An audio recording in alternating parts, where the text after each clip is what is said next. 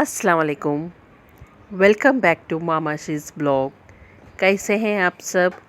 अल्हम्दुलिल्लाह मैं ठीक हूँ और उम्मीद है आप सब ठीक होंगे।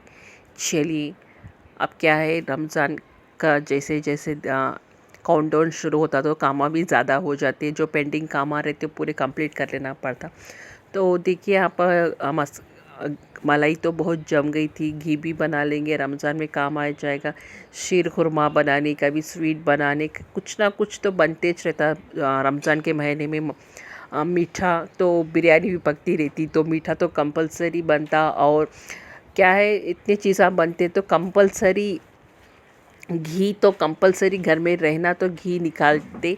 तो इसका असली क्या है, तो मस्का जो मैं मलाई जमन डाल के रखते थे ना, वो वाला, वो जमन डालते ना, तो जमन के ऊपर का जो भी मलाई रहता है वो पूरा इकट्ठा करके 15 डेज़ वंस या मंथली वंस ऐसा हम लोग मशीन में डाल दिए। तो ये वाला तो मेरे पास है, जो छाछ जो निकालते ना, मस्का निकालने वाली मशीन, तो वो वाली हमारे पास है। तो इससे क्या, आराम से आपको रख के कहीं पर भी चले जाओ, कुछ भी काम कर लो, तो आराम से मेरा हमारा मस्का निकल जाता। देखिए यहाँ पर कितना सारा मस्का निकल गया।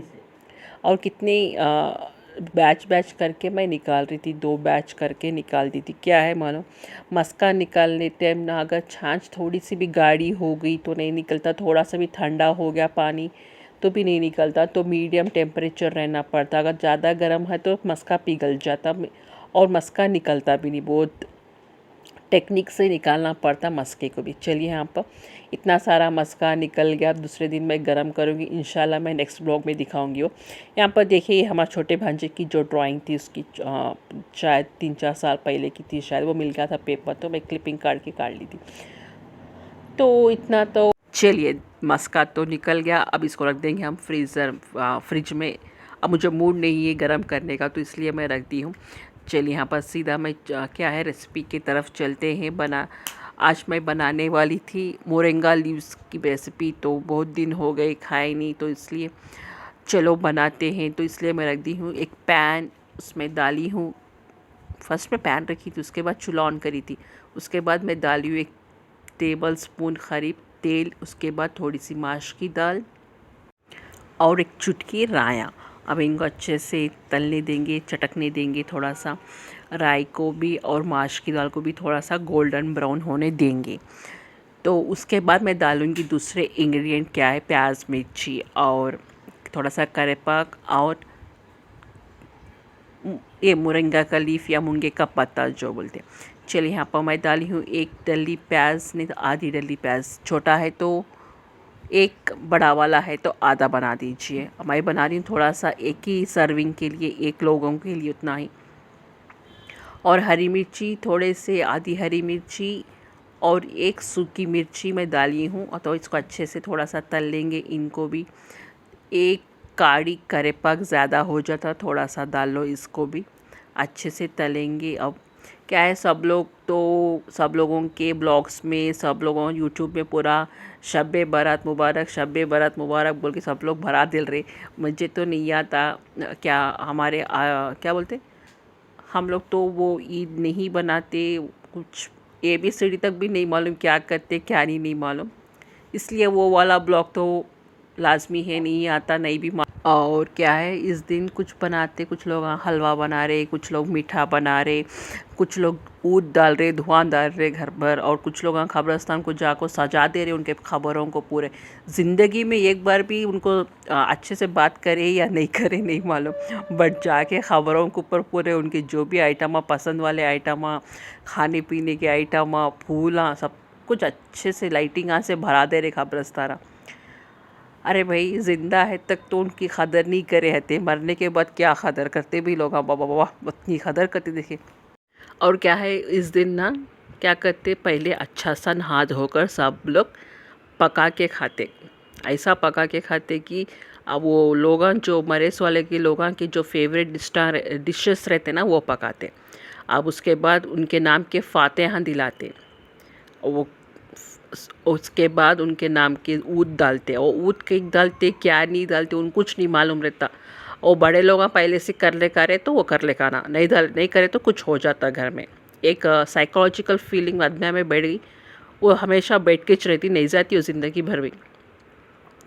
और क्या है वो ऊद डालने से क्या होता है, मुझे अब तक लॉजिक मुझे पता नहीं चला, कई को डालते ऊद क्या है। अब उसके बाद उनके नाम पे फातियान दिलाते, उनके नाम के जो भी कुछ लोग तो उनके नाम पे कपड़े देते। ओके, अच्छी बात है, खैरात करो, कि जितना हुआ उतना खैरात करो, अच्छी बात है। खाना खैरात करते, कुछ क्या क्या की करते, जब भी याद आ जाते पूरे मरेस वाले, पूरे कितने भी ख़ानदान के लोग रहते ना, पूरे मरेस वाले जब भी चाहते थे जिंदा नहीं, मतलब बाकी के दिनों में तो याद नहीं आते, उसी दिन याद आ जाते सबको भी। और क्या है, कब्रिस्तान को जाते। अब बाप अगर बाप बेटा या कोई भी मरा समझे, किसका भी इंतकाल हो गया, तो बच्चे जेंट्स, खासकर जेंट्स लोग ना उस दिन ला कंपलसरी जाते, कभी भी नहीं जा खाते तो उस दिन कंपलसरी जाते। नहीं गए तो क्या होता बोल के जाके उस दिन शायद उनके पूरे बातें होते होंगे, शायद उस दिन जाके कब्रिस्तान को गए तो पूरे बातें होते, पूरे उनके गुनाह माफ़ होते। ऐसा लोगों की क्या बोलते थिंकिंग है। जब जिंदा है इस टाइम कुछ नहीं बात करते, देखते नहीं। अगर बूढ़े माँ बाप रहते तो देखते नहीं, बात भी नहीं करते। अब मरने के बाद खबर को जाके फूलान डाल के वगैरह वगैरह वगैरह वगैरह, लिस्ट लंबी रहती बोलने गए तो। और क्या है, सही में इस दिन बोलते, कुछ लोग बोलते इस दिन लोग रूह बाहर आती, लोग उनके पूरे रिश्तेदार बाहर आते।